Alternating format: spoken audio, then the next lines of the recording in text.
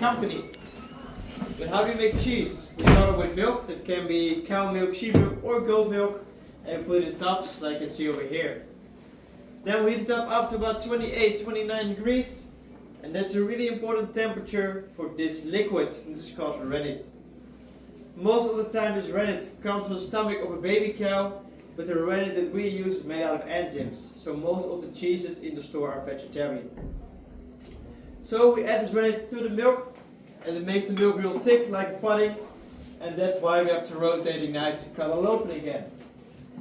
And after half an hour in the tub, you will see that the milk has separated into two parts. About 10% curds and about 90% whey. We only use the curds to make the cheese, so with 10 liters of milk we can make 1 kilogram of cheese. The whey is basically a waste product, but some companies use it to make protein shakes or energy drinks, and we use it to make our beers as well. They also feed the whey to farm animals a lot, and some people drink it because they believe it keeps your skin forever young. So as a matter of fact, I'm 85 years old. So, after the curds and the whey flows out of the tub, it will end up in molds like this, where the curds will stay inside, but the whey will flow out easily because of holes at the bottom. Then we will lay that under the press bench, where it stays for about 2 to 3 hours, and once that is done, this is the result. It already looks like a cheese, but it's not quite done yet, and that's why we move it over to the salt bed over here. And the salt bed is 80% water and 20% salt, and it's really important for the conservation and the flavor of the cheese. It stays inside the salt bed for 24 hours, and after the 24 hours we will let it dry on the shelf, and once it's all dried out we add a wax layer around it to make sure the oxygen is touching it, and it gives a little bit of protection as well. Probably most of you already know it, but I'm just going to tell you to be sure. The wax layer is the uneatable part of the cheese. As you can see over here, most of the time it's like this darker yellow layer. Just a really thin layer which is really easy to remove with a slicer or a knife, but always make sure to cut it off because it's the uneatable part of the cheese. So, after adding on the wax layer, we will let the cheese rise on the shelf, and when it stays here for about 4 weeks to 4 months, it's a young cheese. 6 to 10 months it's a middle-aged cheese, and 1 year and older is an old cheese.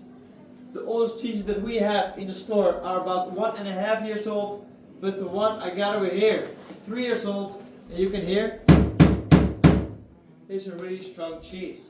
You can still eat it, it's just really crumbly and really salt. You can also bowl it if you would like to. It's a really strong cheese. So, in the store, the cheese are luckily a little bit softer, and we also have a lot of different flavors, like the original Gouda young cheese, herbs and garlic, cumin, truffle, green pesto, whatever you can imagine. And some special cheeses, like the smoked cheeses. They look like sausages, but it's actually just cheese. They start off like a normal cheese, like this one for example. And then it got heated up from the bottom, and it started dripping, and it got this sausage shape, and it's brownish color. Another special cheese that we have is this cheese. This is the farmer's cheese. This is probably the most traditional cheese that we have, and it's an unpasteurized cheese, so it has a lot of natural bacteria. So even though it's a plain cheese, it still has a lot of flavor. The only problem with this cheese is that some countries won't allow you to bring it in because it's unpasteurized and they're afraid of diseases.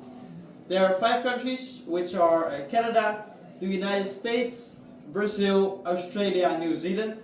So if you're from one of those countries, just keep in mind that you're not allowed to bring this cheese back home. But that's only a problem for the farmer's cheese. All the others are all pasteurized and all fine to travel with, except from this big yellow one. So, another good thing to mention is that the farmer's cheese and the smoked cheese are the only ones in the store that are not vegetarian. We use the animal rennet to make them, and not the rennet that is made out of enzymes. So that's why we cannot say that these cheeses are 100% vegetarian. However, we do have a vegan smoked cheese that just came out, which you can also try it in the store. But all the others are vegetarian except from most of the smoked cheeses and the farmer's cheese. So, if you're going to travel with the cheeses, you can hold every cheese in the store outside the refrigerator for about 1 month, and then when you're back home, just put it back inside the refrigerator again, and it should all be fine. And that's basically how we make cheese over here, in a nutshell. Do you guys have any questions about the process? No, thank you very much for your attention. Have a great day.